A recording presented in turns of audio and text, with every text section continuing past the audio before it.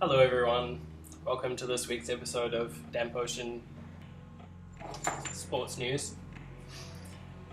This week we're going to talk about sports such as ethics and identity politics, internet banter, and the kinds of gameplay and techniques involved.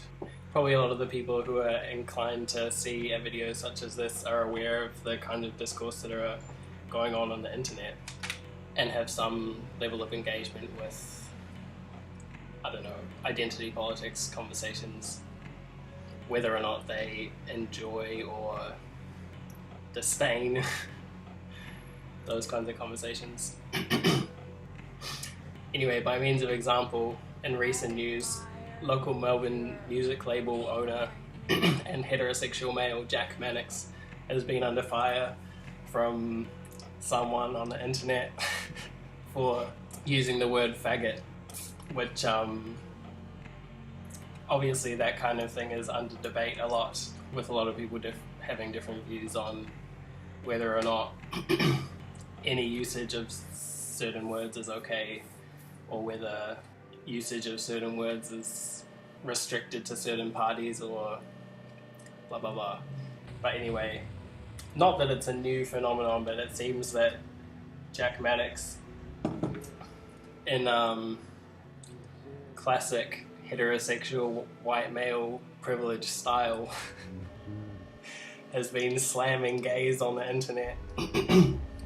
And this has not been acceptable by some viewers. As many people may know, Jack Mannix is quite vocal and doesn't have a huge amount of restriction about what they say about what they think on the internet, which I think is a valuable thing to contribute to people on the internet, because especially, in conversations happening in circles like the Melbourne or internet queer scene,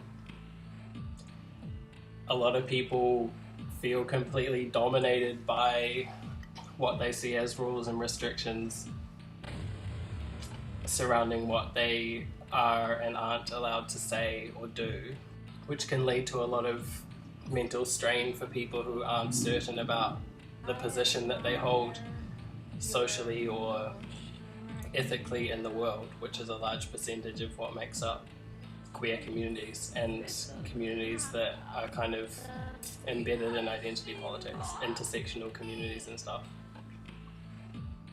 So having someone, love them or hate them, who is a bit unfiltered about the words they use and the ways they express themselves, can be a good grounding point for people, whether people enjoy it and have like a positive sense of confidence from it, or whether they hate it and have like a negative reactionary sense of confidence from it, i.e. feeling more decisive about the fact that what someone is saying is wrong and that they have to change their ways, blah blah blah. It still gives people a sense of grounding. Anyway, anyone that actually has any remote experience of Jack probably knows that they're the biggest, gayest faggot out in the Melbourne queer scene, and have been since they've been about 9 years old or some shit. So for them to be slammed about using the word faggot is like a comedy script.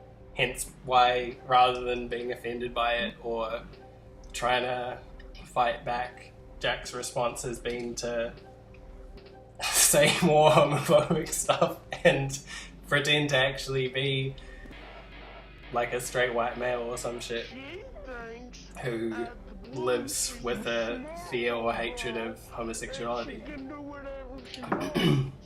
Often people want to see the things that they think are negative in the world, or that bear a negative impact on their lives, as external to them.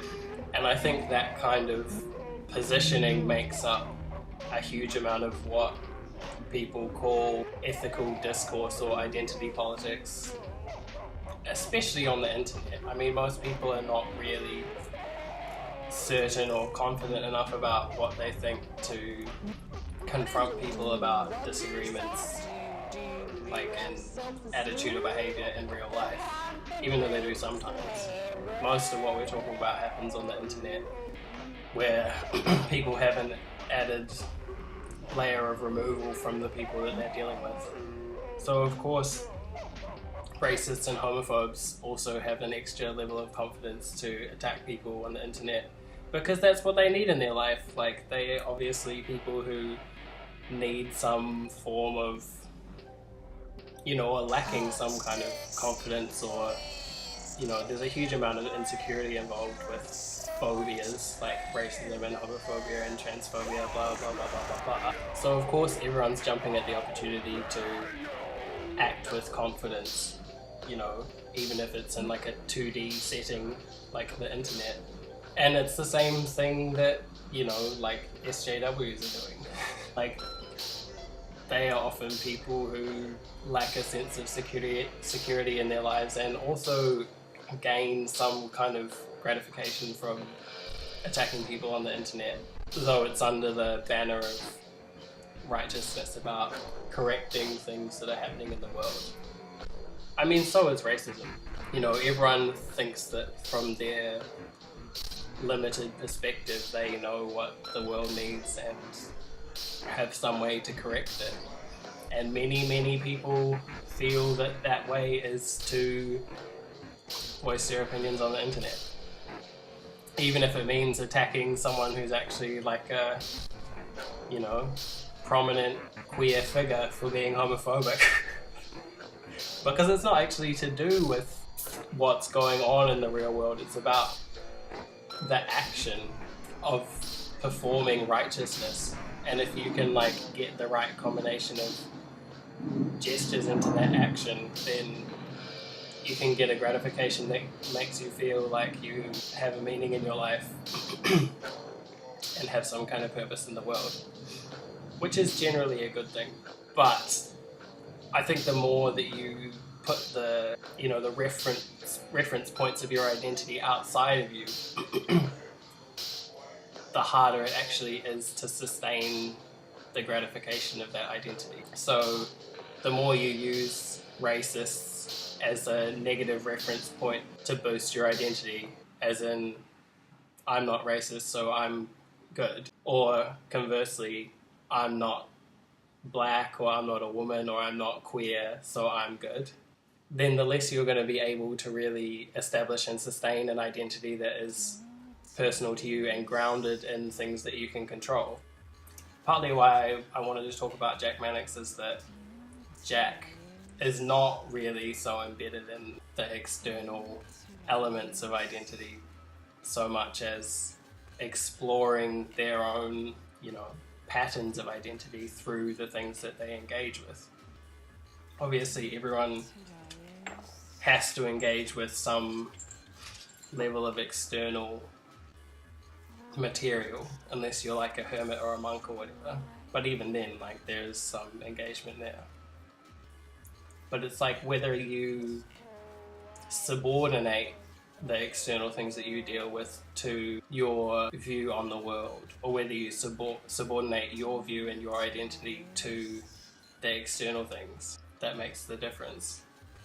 And it's about taking responsibility for the things that you do in your life and that affect your life. Like, if everything is always about the other and the negative and the external thing, then you're not ever really taking command of what you're doing in your life or owning your own behavior and your own attitude. Like, everything is always deferred to an external point of authority in a way. So it's like, the more you make your behavior and your attitudes about, you know, being the reverse of what you hate, then it's actually referring to racists and, you know, like Trump or whatever, or I don't know, that like alt-right guy that kept getting punched in the face and everyone loved all the videos and shit. It's referring to those kind of people as the points of authority, and therefore like subordinating your, you know, identity or your community and the patterns that you live under that actually make up your life to those people. So it's like it's actually doing the reverse of what people really want and need. Like if people need separation from the like toxic things in the world and in society, blah blah blah, then like the healthiest thing to do is to build new patterns with people who are gonna support and contribute to that, rather than attach more and more to the things that you think you want to be working against. Plus, if you really need to attack someone, like, you can still be attacking Trump or whatever, even though, like, really, there's probably better things that you can do than talking about Trump on the internet. But, like, don't attack Jack Mannix for, like, being a homophobe when there's, like, real homophobes out there doing real violent homophobic shit. Like, it's stupid. It's like, I don't know, there's, like, this pattern where there's like a period of time after something happens where people are shocked enough about it to be motivated about it. So, you know, like for the when Trump was elected and in the lead up to that, it was like everyone was shocked and everyone had to be talking about it. That was like the thing to talk about. And even though he's still doing real dumb and like arrogant and ignorant shit, like, people just don't seem to be talking about it as much. It's like what they really want is the gratification of being against something. And, like, the kind of identity boost that you get from knowing that you're against something and showing that you're against it and knowing that other people know that you're against it. And blah, blah, blah. Just as much as there's gratification from positively building something new. But then, like, it wears off after a while because, like, like, the thing that people really want isn't in the action of doing it. Like, it's not actually in the process or whatever of, you know, saying something about Trump, obviously. It's in, like, the emotional layer of that you connect to by doing that, like a placebo. So even though maybe Trump is still the worst person in the world, there's, you know, the gratification is worn off, so people look for something new, like Jack Mannix saying faggot on the internet to attack instead of that. Even though, like, you know, attacking someone on the internet doesn't really achieve anything. Like, it's not actually doing something. And even if you have a huge, long debate and feel like you've expressed all your points, it rarely actually does something or affects some kind of change in the world because it's not actually... There's no action in it. It's just like, you know, it's like coding or whatever. Like, you're like putting in these tiny digits of code into this huge, massive codes that someone's going to have to decode in order to turn it into real action anyway. So, I don't know. I think it's important for people to stop externalizing their, you know, stop playing out their emotional struggles in external things and bring it back to, like, dealing with the internal elements of what people are experiencing. And the more we do that, the more that our communication can be grounded and, you know, grounded in community and action and building new patterns that actually change the direction that communities and societies are moving in, rather than, you know, falling back into the same old patterns of competition and like attack and defense and right and wrong and left and right and blah blah blah.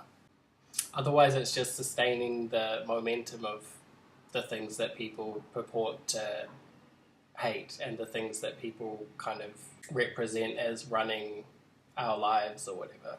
Like, the more we continue the same narrative or mythology of what the way our lives are run or the things that dominate our lives, the more we give power to them and then, you know, lose our agency over our actions and behaviors in real life.